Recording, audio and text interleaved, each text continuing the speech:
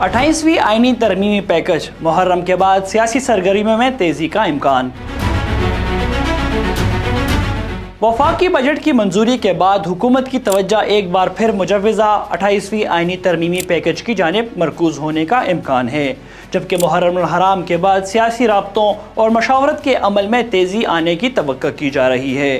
پارلیمانی ذرائع کے مطابق آئینی ترمیم کی منظوری کے لیے درکار 2/3 اکثریت حاصل کرنے کی خاطر حکومت کو اپنے اتحادی جماعتوں کو مکمل طور پر اعتماد میں لینا ہوگا۔ اس مقصد کے لیے محرم کے بعد سیاسی جوڑ توڑ اور بیک ڈور رابطوں کا نیا مرحلہ شروع ہونے کا امکان ظاہر کیا جا رہا ہے۔ ذرائع کا کہنا ہے کہ مجوزہ آئینی پیکج میں نئے صوبوں کے قیام، بلدیاتی نظام کو مزید بااختیار بنانے اور انتخابی اصلاحات سمیت متعدد تجاویز زیر غور ہیں۔